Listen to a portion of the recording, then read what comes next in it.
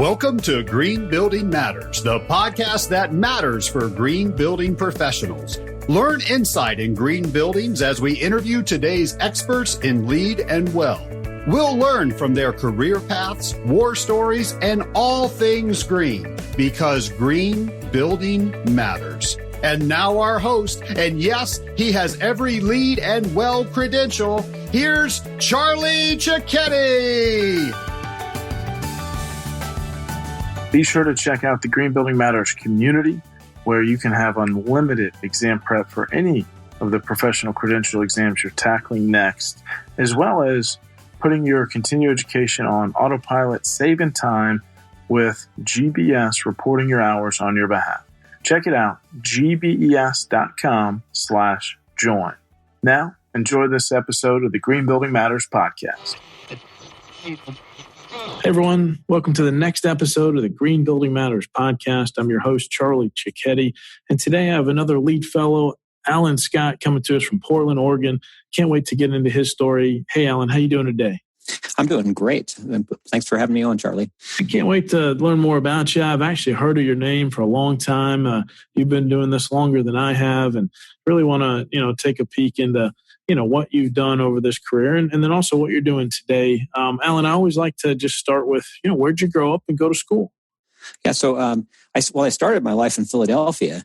I spent the first 10 years of my life there, and it was a wonderful place to be a kid, immersed in the culture and history and richness of the city.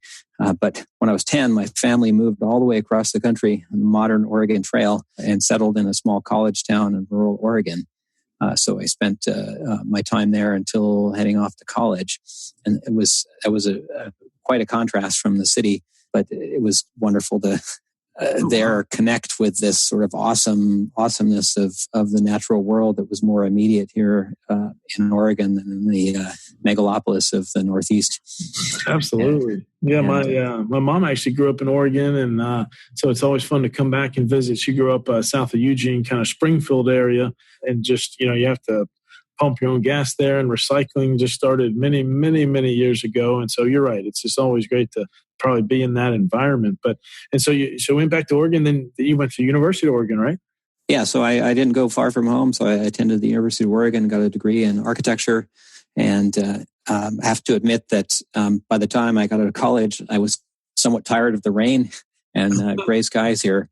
So I thought I was going to move somewhere else, but the jobs were a little scarce at the time, and landed my first job in Portland, and grew to love the place. I guess it's, got the web feet and moss and stuff. So I have never left because this is home to me. Love it. So obviously being in Oregon, there's just kind of an implied, environmental focus, but was any of that happening during school, or really as you started to become an architect? Like, was it about energy conservation, or were people talking about sustainability? What was it like there as you were getting out of college and starting to be an architect? Yeah. So at the time, I'll take it back a little bit and say I'm really fortunate that even as a child in Philadelphia, and long before it was fashionable, my family was composting kitchen scraps in the backyard and recycling glass bottles and buying organic food at a local food co-op. So and it's just kind of the way we lived. So I got exposure to some of those basic sustainable thinking things before it was called that. And it was also, as an adolescent, it was the energy crisis and, Jimmy Carter talking about turning down the thermostat that got me engaged and interested in things like energy conservation and solar design before I headed off to architecture school. Wow. But it was one of those things that I in reflecting back on it, I kind of lost my way, because at that time in architecture school, there was a lot of emphasis on design with a capital D, and not much emphasis on energy and environment in design. So I, kind of got redirected there a little bit from my passions. But in reflecting back on it, I'm grateful for a couple of professors, John Reynolds and G.Z. Brown, who taught the environmental control systems class. And in addition to teaching us about, four-pipe systems and variable air volume systems and things like that, they also introduced concepts of passive design and daylighting.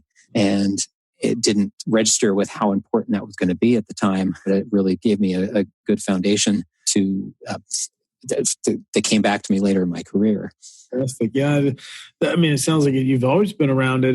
And then when did you really realize, though, hey, I'm going to get into green buildings? I mean, it sounds like sustainability was just part of your day-to-day life. And then those professors were introducing some, green building concepts, even though maybe a program like LEED wasn't quite around yet. But, when did it all kind of come together? Any other aha moments along the way?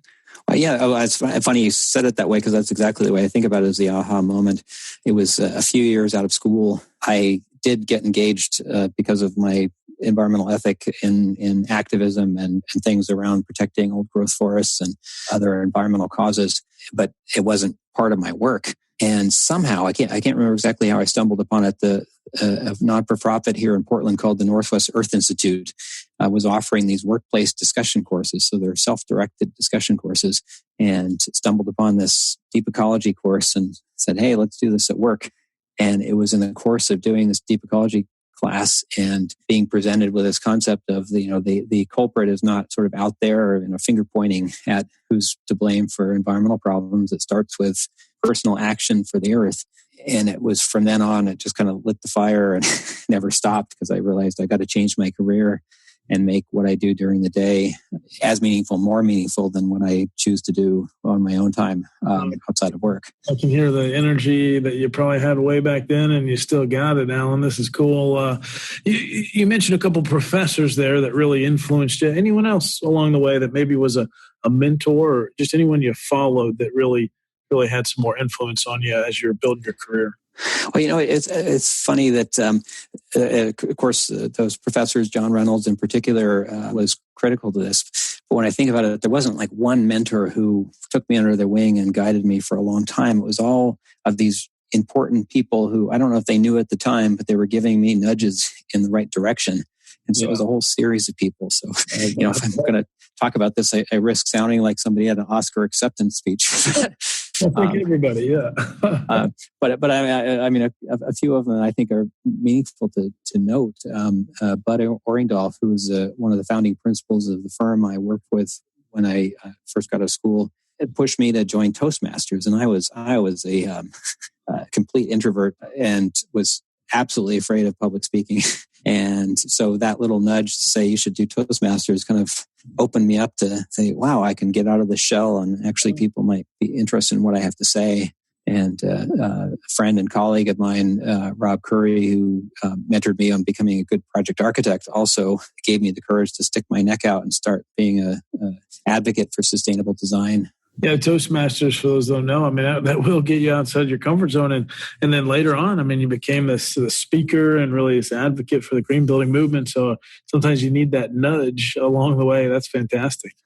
Yeah, and I'll admit, I still get, butterflies in my stomach. It doesn't come easy, but when I'm talking about something I care about, that really gets me out there and doing things. I love it. No, that's some really good stuff. So yeah, green buildings, obviously an incredible career in the green building movement. So let's connect some of that timeline here, going from architecture to maybe a director of sustainability there with some firms, get involved early with the U.S. Green Building Council. And I know you spent a lot of time at GBS, a very respected consulting firm. So, piece together a little bit about the rest of the career there and a few places you have been. Yeah. So, I mean, after that aha moment, I just started educating myself. How can I learn more about this topic? Every chance I got to go to a conference or a workshop, I would jump at the chance. I raised my hand to accept the job chairing the AIA Portland chapter committee on the environment and chaired or co-chaired that for almost 5 years. And so in the process of leading that, I learned a lot. And that led, through a series of career changes in architecture where I was pushing sustainable design more. But it still didn't feel like I was having the impact where I wanted to. And it was in 2000 that I had the chance to join Portland General Electric, of all places, who was owned by Enron at the time. Also, an interesting bit of history. But they, all the same, were launching a unregulated business enterprise to support green building. And so I had a chance to be in at the ground floor of that and grow it within the utility. Then we got a chance to spin that off and become an independent employee-owned company. And that's, I think, one of the most fun parts of my career was growing Green Building Services from this nascent little consulting firm into a national, international phenomenon where we had people all over the country and we're doing projects everywhere. I love it. I love it. Yes, I can hear the entrepreneur coming in, you chasing some opportunity. So, was it hard to find really great team members, or were they just gravitating towards you as you were getting known? And for those that don't know, I mean, GBS, Green Building Services, really early lead consultant. And I don't know, how was it to find the right team members along the way? Because you always hear, gosh, it's hard to find, someone, it's hard to hire right now. But how was it back there in the early 2000s? It was a great time to hire, I think, because there were some great people coming out of school who had been more steeped in that than I got the chance to do when I was in school. Things had changed. And so they were really passionate about getting engaged in something where they could make a difference right away. And so we had some good people gravitate towards us. Some of them stayed for long periods of time. Some of them came for a while and then decided, there were some other interests that they had and moved on. But we were fortunate to have some really quality people come along and join the team. And I'm still in touch with many of them, and they're doing amazing things in their career that they've moved on to since then. Love it. So about 12 years at GBS, and then tell us some more about some of your time. Then I think went more maybe technical, would you say, at Cadmus Group, or just, piece together a few more of the firms you've been with, and then I want to get to today. So I took what I learned from GBS and was applying it to a new team at the Cadmus Group, called the High Performance Building Group. And we were trying to build a new business within Cadmus that fit in with some of the other elements that firm was working on.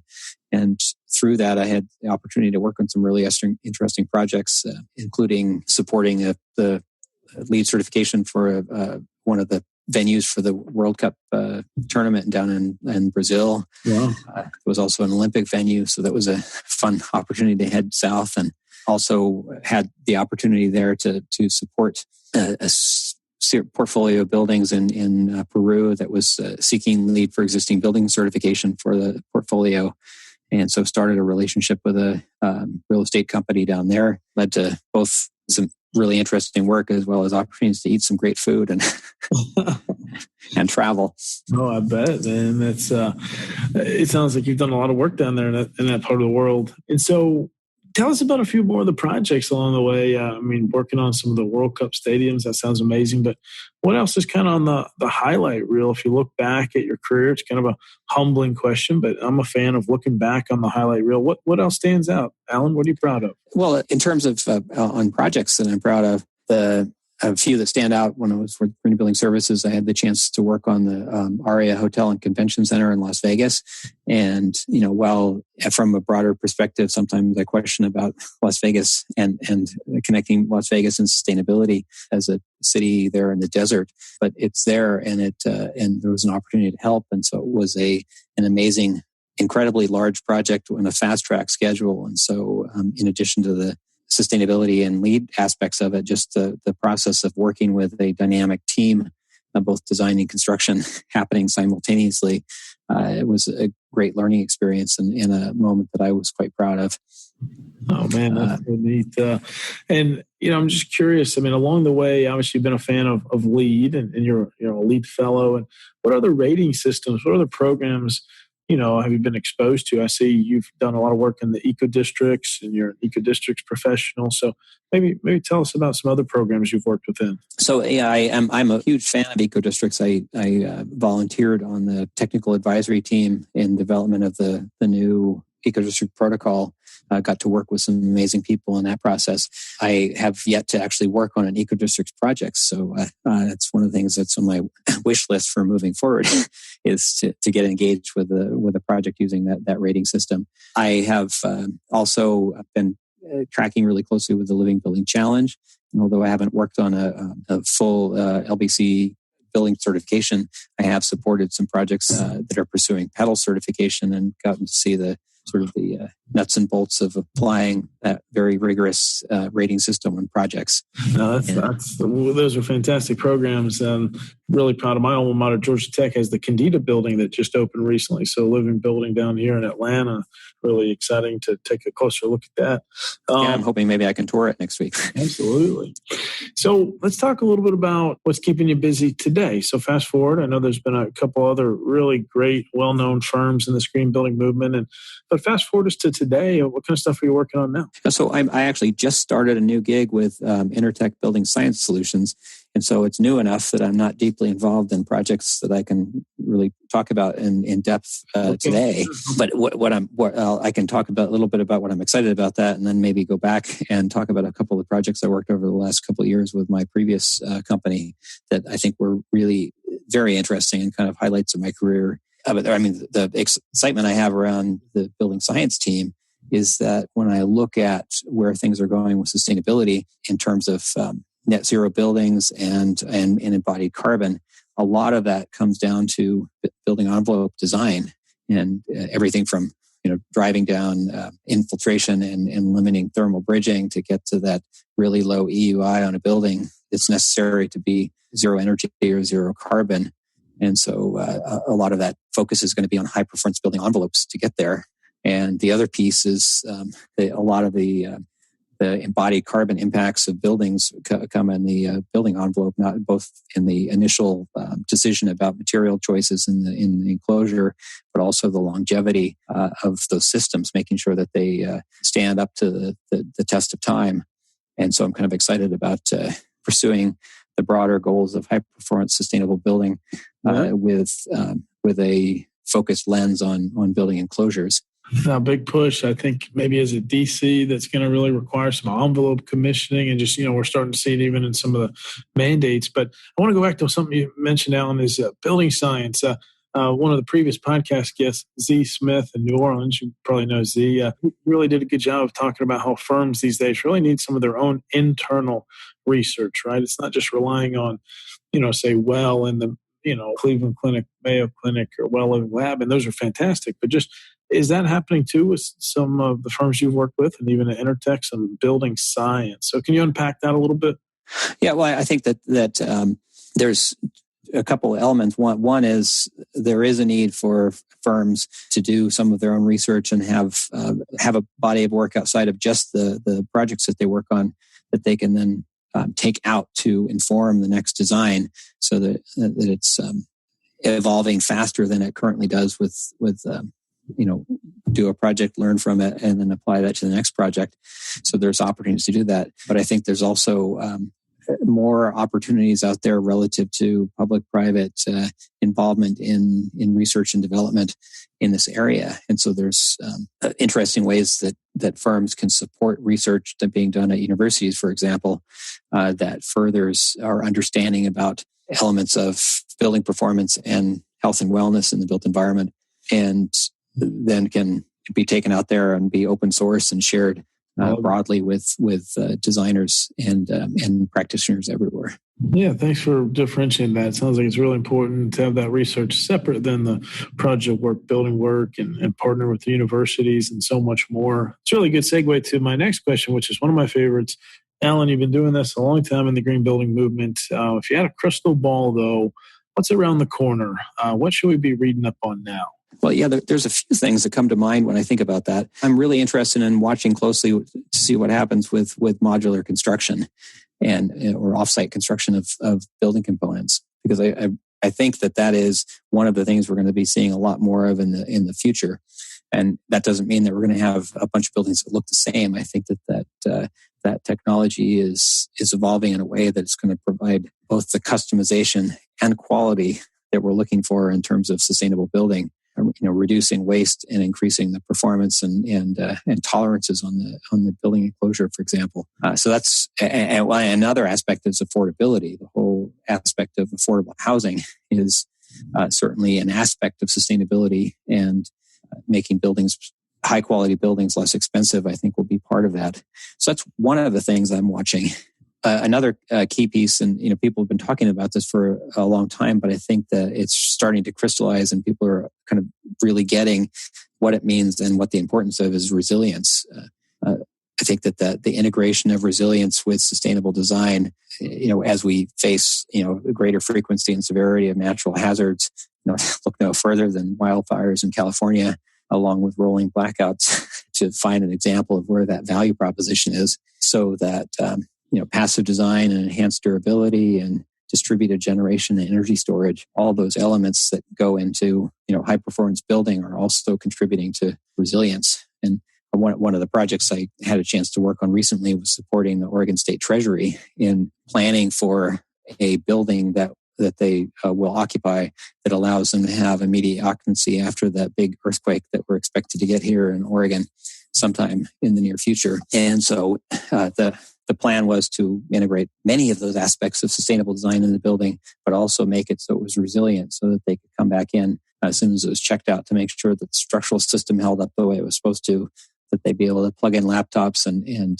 work comfortably in the building to keep the state of Oregon operating and help, in the background as the state recovers from the earthquake. Well, I want to talk about the word resiliency. It does come up a lot. Now, let me ask a question. So there's like the program Rely, GBCI recently had brought that in. And do you think it's important that there be yet another certification program for some of that? Or just, maybe some of our current programs start to add more points, add more credits? Or is it just, I'm sure the answer is good business to be planning ahead, but sometimes when you're in, with a developer that's just going to sell the building in 3 to 5 years, they're unfortunately not thinking 30, 40 years down the road. So just, can you tell us a little more about, resiliency? Is it really the cities, the big infrastructure that's all in on it? But when does that next, say, office building going up in one of our cities, when is it going to really matter to them for resiliency? Yeah, I think that's a great question. And there's a couple of facets to that I've been thinking about. One of them is that I think as businesses and residents in multifamily residential buildings recognize the disruption of hazard events, whether it be a earthquake or flooding or wildfires, and beyond the initial survival from whatever that event is, then disrupting, having to not be able to go back to work, not have kids go back to school, maybe needing to move away. All of those things have a risk factor involved with them. And I think people are starting to recognize that there's a greater risk involved in not being prepared. So I think for a developer, there's an opportunity for product differentiation to demonstrate a higher quality product that's going to provide that safety and security of resilience to the tenants or the future buyers or the renters in the facility. And so there's a value proposition to be sold. Now, that being said, that maybe enough people aren't putting value in it that you can get a payback right away in terms of higher rents or sale prices. But I think that'll come. But in the meantime, I'm excited in the places that have it. Programs like C-PACE financing are provide that long-term money to pay for cost differentiations between a standard building and a more sustainable and resilient building. And so in the states where PACE is available, I think that's going to be one of the mechanisms that helps to drive that. Love it. No, it will become a competitive advantage. You're right. That's makes a lot of sense to me. Well, Alan, let's go through a few rapid fire questions here. Okay. What do you think is your specialty or gift? What are you best at? Oh, that I'd say my superpower is empathy. And that actually grew out of my introversion. So because I am more likely to listen and observe before speaking, I connect at a deeper level with the people around me. And so while there are certainly technical things that I know, I don't necessarily think I'm the biggest technical expert on any particular subject when I get in a room with folks. But I think that real gift is sitting down with a client and deeply understanding, their values and challenges and motivations and goals, and then helping them to formulate a path to get there. And then, when I'm surrounded by technical experts, it's the opportunity to kind of understand what they do and help them work in concert together towards those particular goals. So it's not any one particular area of expertise or specialty. It's more like how to leverage other people's specialties. Yeah, no, it sounds like some great leadership in there too, building on your empathy. That's really cool. Any routines or rituals, any good habits that help you stay on point? I think, well, for me, it's for my entire life, actually, to the chagrin of my mother when I was a little kid, but it lasts to this point. I'm an early riser. I'm up before the birds in the morning without an alarm clock, and I treasure that sort of quiet time to read and to think and to write. And so it's that time where I'm not getting emails and phone calls and other things that allows me to kind of frame in my mind what I'm going to be doing that day and have a plan on how I'm going to execute on that. And also to do the saw sharpening exercises like, reading up on what's going on in the world so that I can kind of interpret and apply those things in my work. Absolutely. Sounds and the other thing I'm grateful for in that time in the morning is gives me time to make exercise a routine. And, I think to me, that's as important or more important than a cup of coffee in the morning to jumpstart a productive day. Oh, yeah. Sounds like you had a really good morning routine and just that fitness and health. Sounds like you're also maybe a fan of Stephen Covey and the 7 Habits and Sharpen the Saw. So that's good stuff. Let's talk about bucket list, Alan. As you get to know me more, you'll learn I'm a fan of a bucket list. Are there 1 or 2 things you could share that are maybe on your bucket list? Yeah, well, it's interesting that up until recently, despite my broad understanding about the pressures facing our world in terms of climate change and such, I still am a huge fan of travel. And, I've had the pleasure of going places in the world and seeing some amazing things. But I would have been throwing out a bucket list of some natural wonders elsewhere in the world and other continents that I'd love to go see.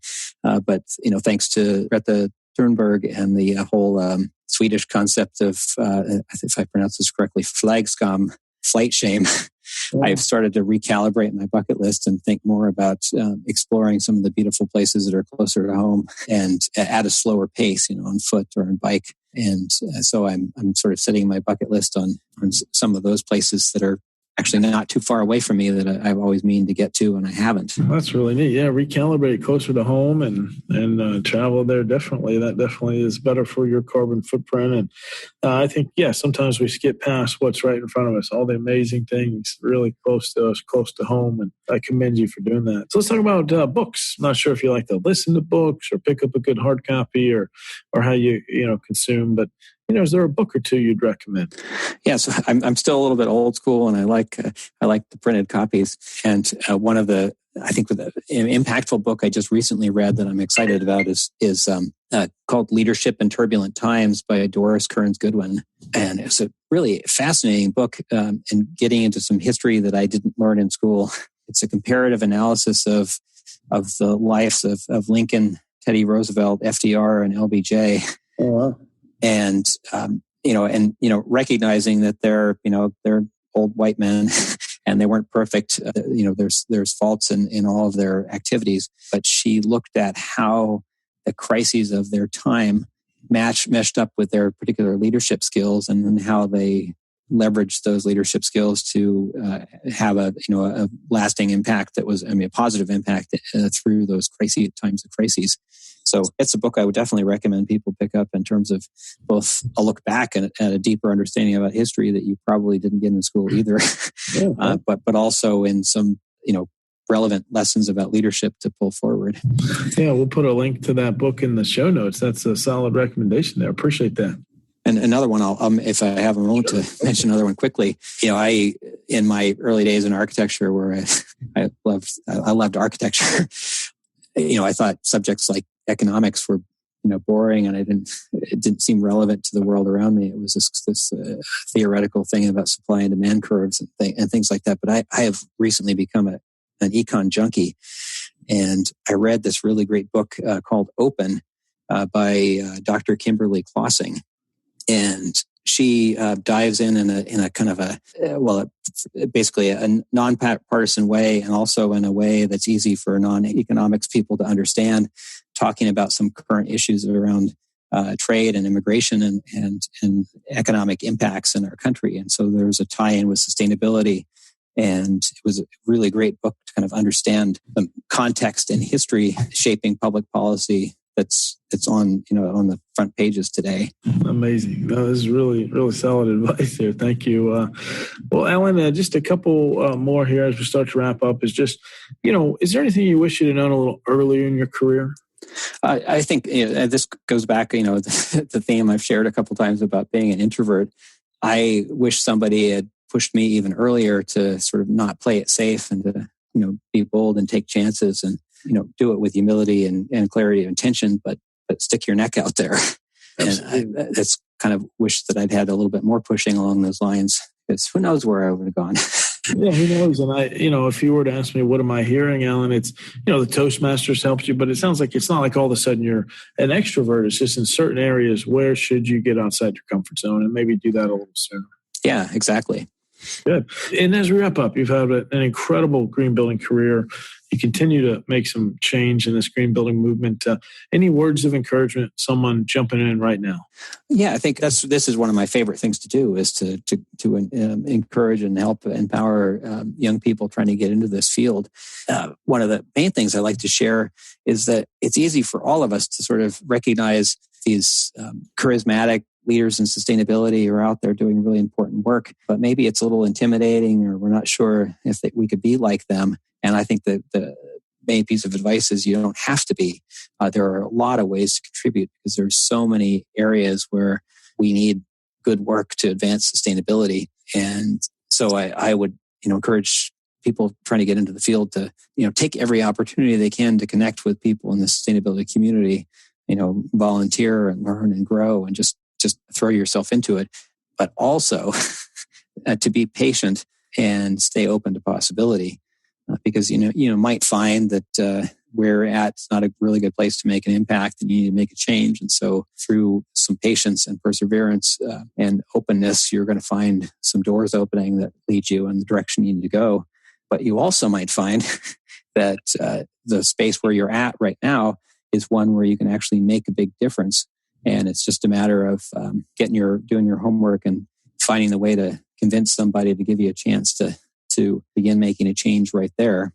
Yeah, this is just sage advice, Alan. And I just want to say thank you for what you've done along your path. It's inspired me and others. And just congrats on all your great projects, your credentials, the work you're doing. And just want to say, Alan, lead fellow coming to us from Portland, Oregon. And thanks so much for being on the podcast. Thank you, Charlie. I just want to say thank you to our loyal listeners. We actually are celebrating over 1 year here on the Green Building Matters podcast.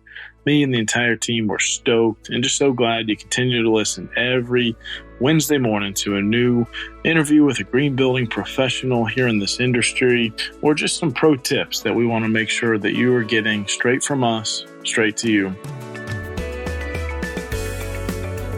Thank you for listening to this episode of the Green Building Matters podcast. At gbes.com, our mission is to advance the green building movement through best-in-class education and encouragement. Remember, you can go to gbes.com/podcast for any notes and links that we mentioned in today's episode. And you can actually see the other episodes that have already been recorded with our amazing guests. Please tell your friends about this podcast. Tell your colleagues. And if you really enjoyed it, leave a positive review on iTunes. Thank you so much, and we'll see you on next week's episode.